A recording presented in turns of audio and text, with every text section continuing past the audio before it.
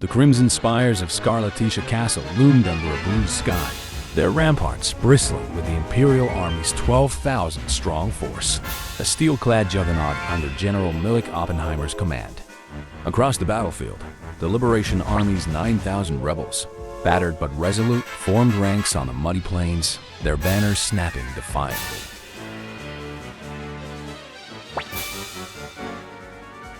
Gameon, eyes hardened by Gremio's sacrifice, stood at the forefront. With Dr. Liukin's antidote neutralizing Antoinette's poisonous pollen, this second assault on Scarleticia was their chance to seize Cumin's heart. The war horn blared, and the clash erupted.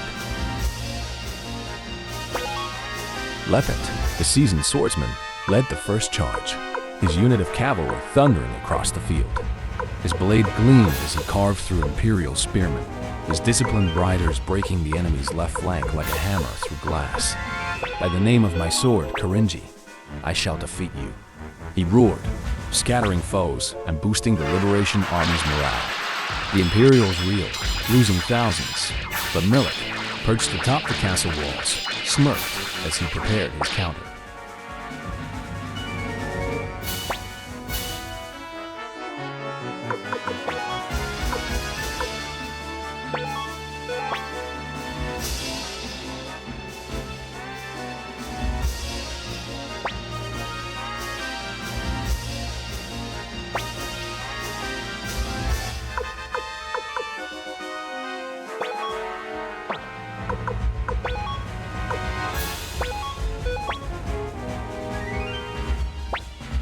Gameon rallied his core unit for a central charge, aiming to exploit Lepan's breach.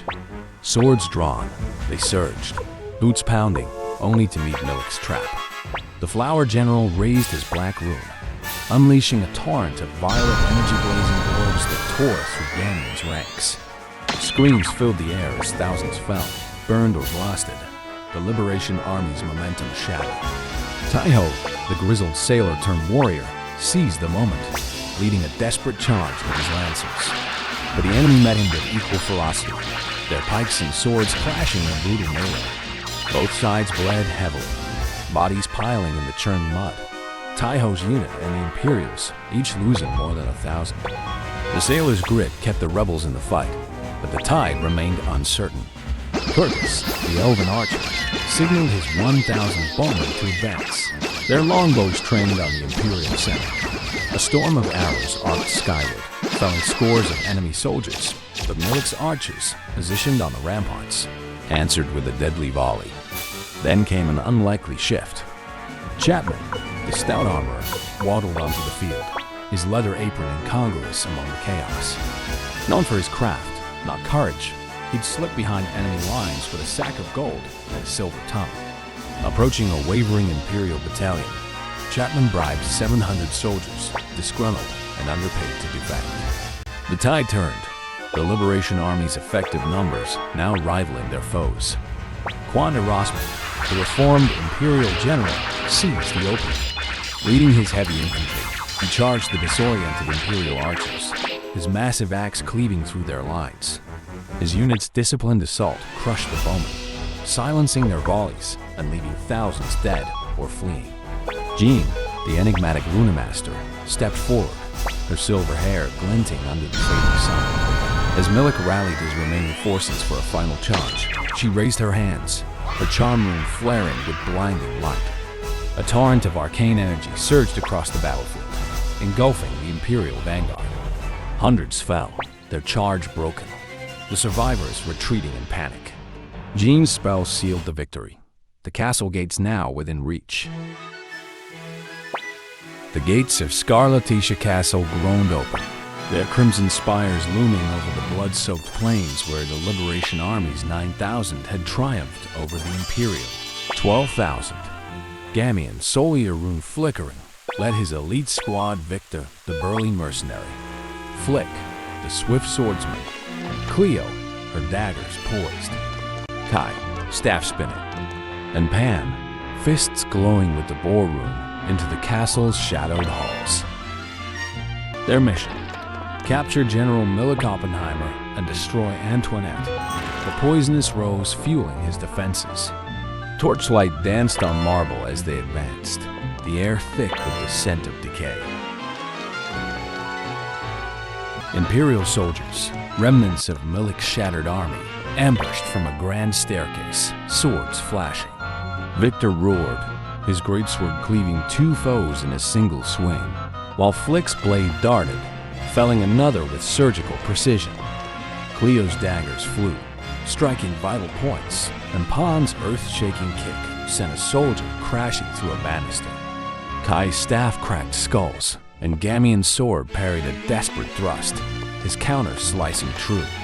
The squad dispatched a dozen guards in moments, their armor clattering on the stone floor, but more footsteps echoed deeper within.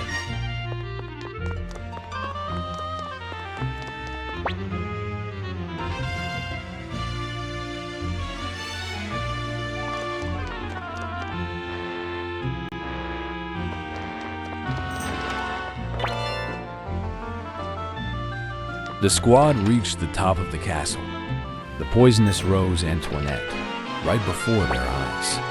All right, whoever has their hands free, set fire to this flower, Matthew said. Just then, Milich rushed out from the other door. Stop! How could you do this to my beloved Antoinette? He shouted. Victor drew his blade, ready to avenge Gremio. But something unexpected happened. Milich held up his right arm and screamed in agony. The black rune on his arm was melting. After the black rune disintegrated, Milich Oppenheimer's eyes softened, his expression filled with confusion. Everyone demanded vengeance, but it seemed like Milich, much like Quanda Rosman before, was under the influence of Wendy's black rune.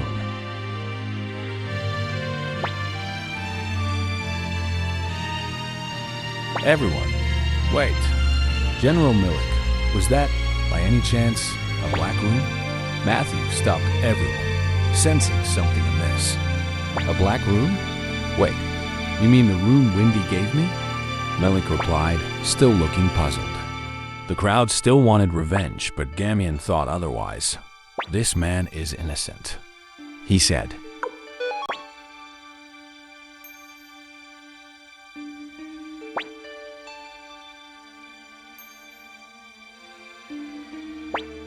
Victor was still adamant to avenge Gremio, but Flik stopped him. Enough, Victor. Our commander has made his decision. We must follow his orders, Flik said, finally acknowledging Gameon's leadership. Finally coming to his senses and understood what had happened. Milich said, Commander Gameon of the Liberation Army, I have a request. I, Milich Oppenheimer, wish to join your army. The Emperor has been bewitched by the sorceress Wendy's resemblance to the late Empress Claudia. However, unlike Empress Claudia, evil resides within Wendy's heart. I cannot let the Emperor continue down this path. Gameon made the difficult decision and accepted Milich's surrender. The true enemy was Wendy, and Milich would be a great asset in the fight against her. The others could not accept Milich, but there was no time for bickering when Stallion rushed over and brought news that the Imperial Army was launching an assault, and the squad would need to return to Gameon Castle immediately.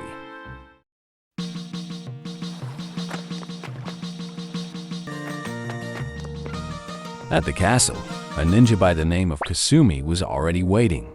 She was from the village of Rokaku, which had unfortunately fallen to Teo McDohl's army. The ninja clan leader, Hanzo, asked Kasumi to come to Gameon Castle and assist them in the fight against Teo McDohl. So much had changed since the fateful night when Teo left to fight at the northern borders. It seemed the day for the father to meet his son on the battlefield had finally arrived. Teo, one of the 5 great generals of the Imperial Army. Gameon, the commander of the Liberation Army. It was inevitable that they had to cross swords.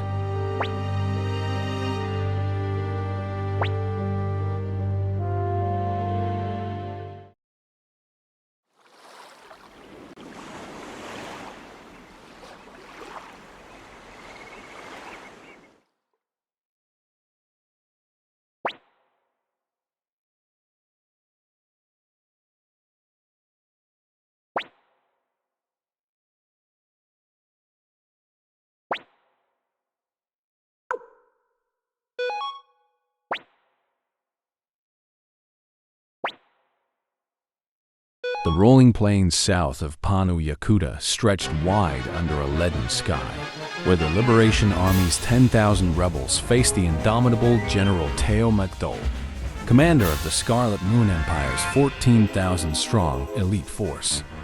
Gameon, Soul Eater Rune pulsing with unease, stood at the heart of his army, his resolve tested by the sight of Teo's armored cavalry, their lances like a forest of death.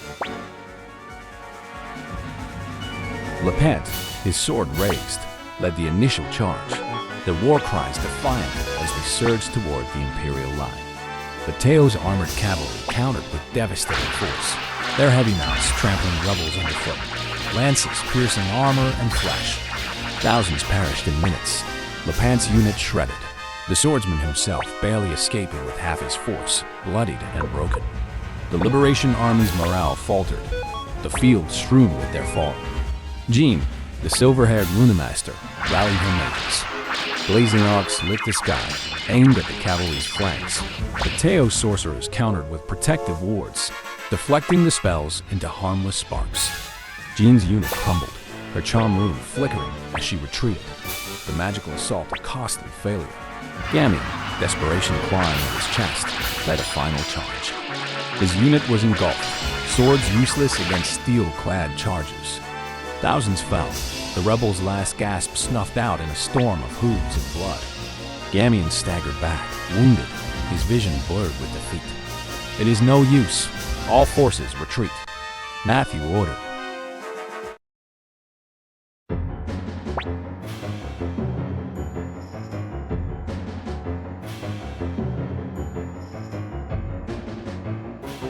Teo McDohl gave chase to the Rune Liberation Army. Gameon, together with Matthew, Pahn, and Cleo, took a narrow path to escape. Alan Glenshiel, don't let them escape. We will crush the Liberation Army here and now. Teo McDohl ordered. Master Gameon, I will hold them off. Please hurry and escape. Pahn offered to buy Gameon some time to escape.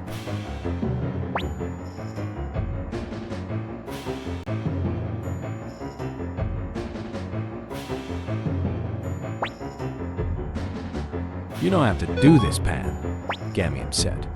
Please don't stop me, Master Gameon. You cannot die here. Gremio sacrificed his life for you. You cannot waste it, Pahn said.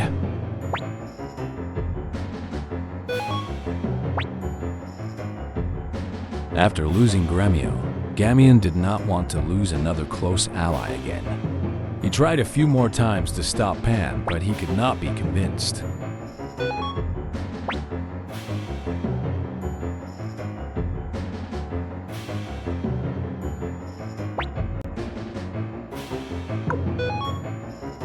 Leave this to me.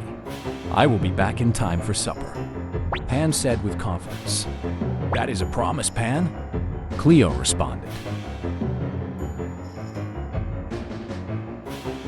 Teo arrived and Pahn stood in front of his old master.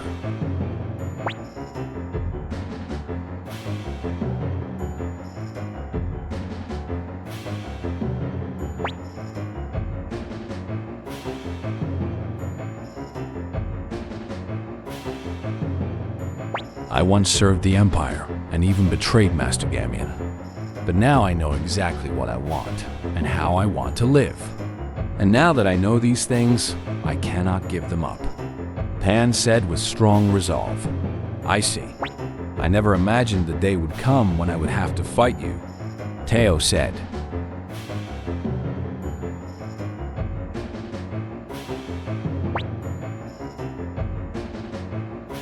The windswept cliffs cast jagged shadows as Pahn faced General Teo McDohl in a duel to decide the Liberation Army's fate. Pahn, muscles taut, stood bare-chested, his boar ring glowing faintly on his fist, his stance radiating defiance. Teo, clad in ornate armor, gripped his sword, his weathered face a mask of resolve, his reputation as an undefeated warrior looming like the cliffs themselves. The duel began with a clash that echoed across the valley. Teo struck first, his blades a blur of precision, slicing toward Pahn's chest. Pahn dodged, his martial artist's reflexes barely keeping pace, countering with a bone-rattling punch that grazed Teo's palm.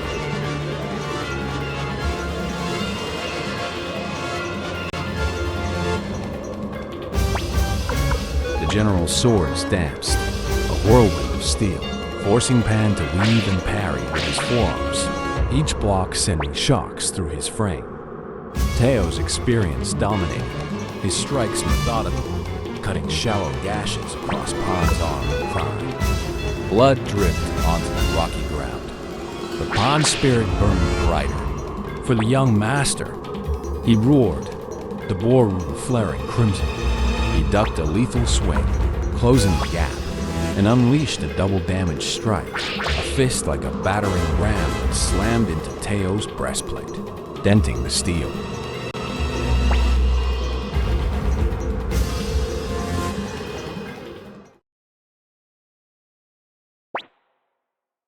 You have improved, Pahn.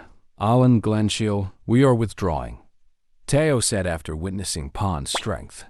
Perhaps you too had sensed that Gameon and his liberation army now have what it takes to help the Emperor.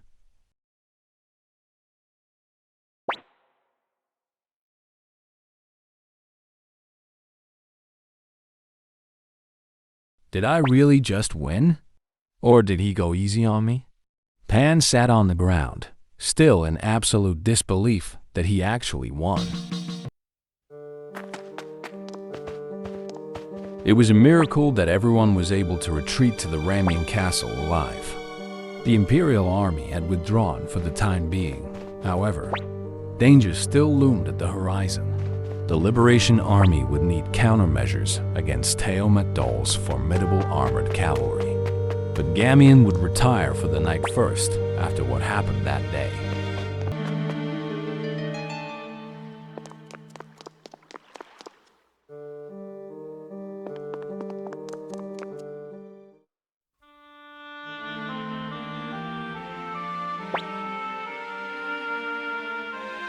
That night, a familiar voice emerged. "Wake up, Gameon," the voice said. Gameon opened his eyes, and Leknaat stood in his room. "Gameon, I know you feel lost." Gremio's death, the battle against your father. But you must press on, Leknaat said. "Why?" Gameon asked.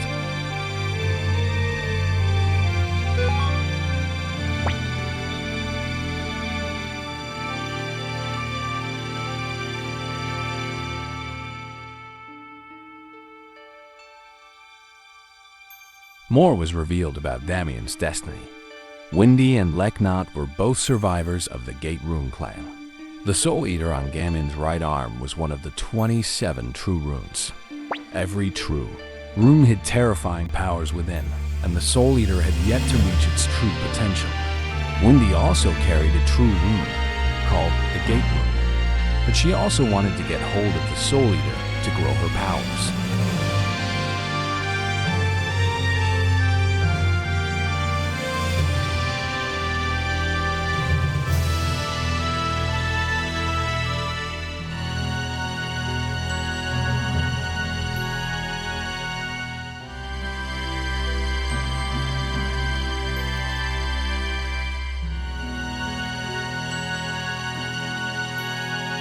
Gameon must not allow Windy to get hold of the Soul Eater as well. If she obtains the 2 true runes, she would use them for revenge and destroy the fabric of the world.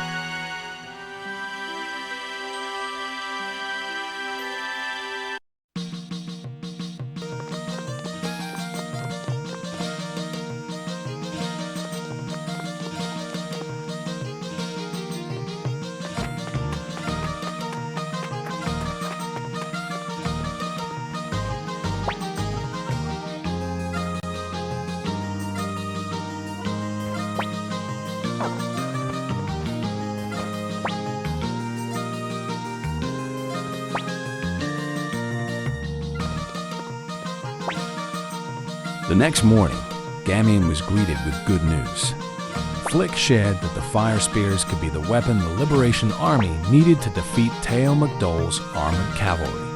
The blueprints were previously delivered to the secret factory, and this parting gift from Odessa could very well change the fate for the Liberation Army.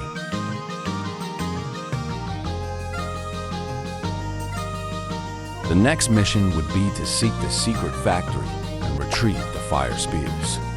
No one could be sure that the secret factory had survived, but that was their only hope. Gameon would choose a squad to go with him to find the secret factory. However, before embarking on the mission, there were a few recruits that Gameon would like to meet. At the docks, Jen unveiled the latest high-speed boat which he had built. This boat would allow the squad to travel north to Kirov and bring them closer to where the secret factory was located. However, Gameon would first like to visit Scarleticia Castle for a couple of recruits.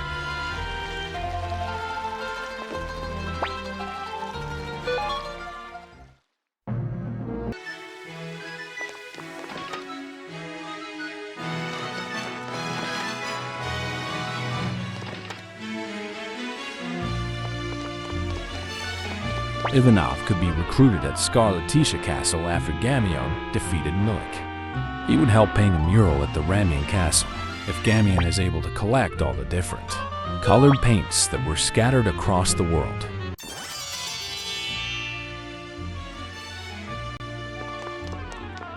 Kasios could also be found in Scarleticia, and with Milich in Gameon's squad, she would join the Liberation Army. Kasios would bring music to Rune Castle.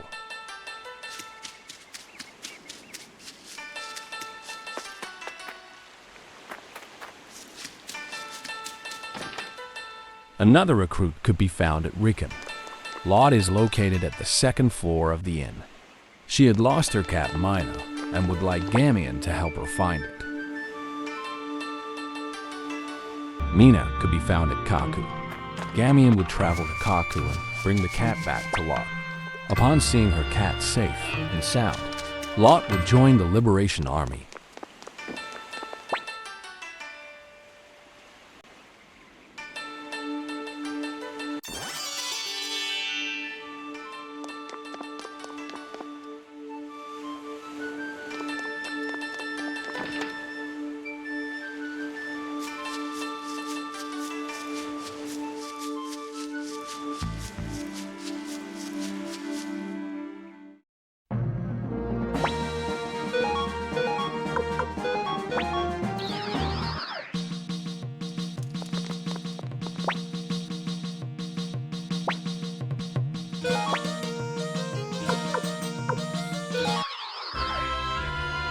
There are also a few recruits that Gameon could find in the town of Kirov. First, at the inn of Kirov, Georges could be found. Gameon would set a new record for his memory game, and Georges would join the Liberation Army.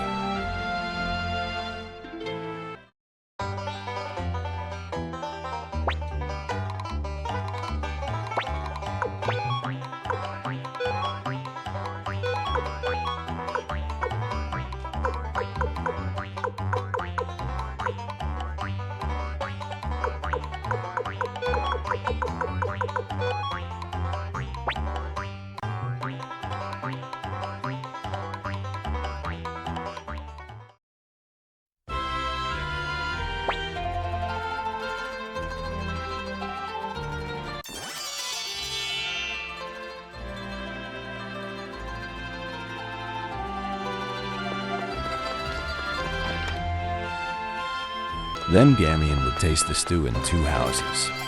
The stews were prepared by Lester, a cook who could be found south of Kirov. He was impressed that Gameon tasted the stew and was able to appreciate his work. He would then join the Liberation Army.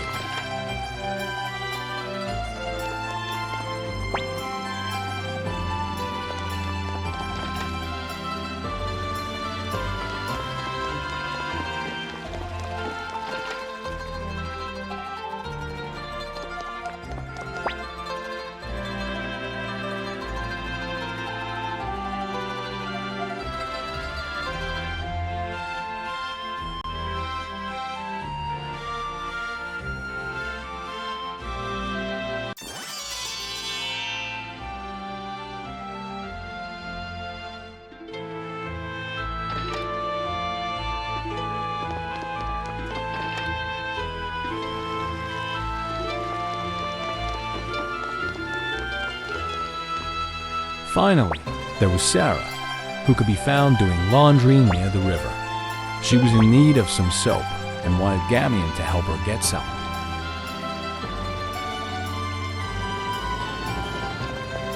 A man to the north of Sarah had some soap, but he needed some soy sauce.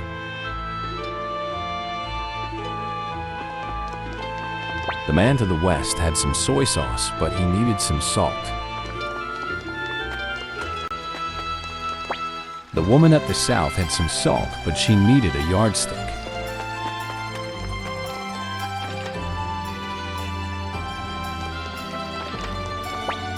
The man in the room of the inn had a yardstick, but he needs sugar.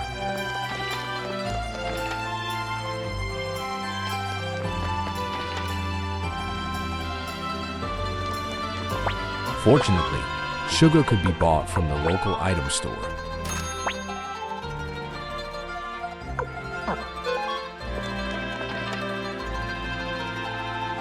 After obtaining sugar from the store, Gameon was able to satisfy everyone's need, and eventually got hold of the soap which Sarah had asked for.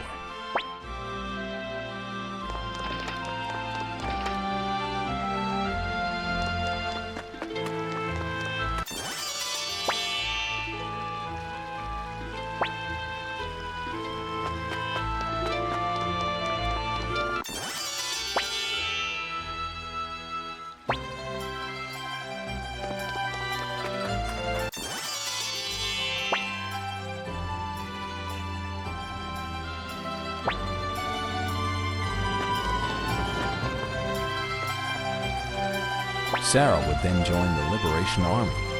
This also marks the end of the episode. If you have enjoyed it, please give it a like and subscribe for more. Thanks, and see you in the next one.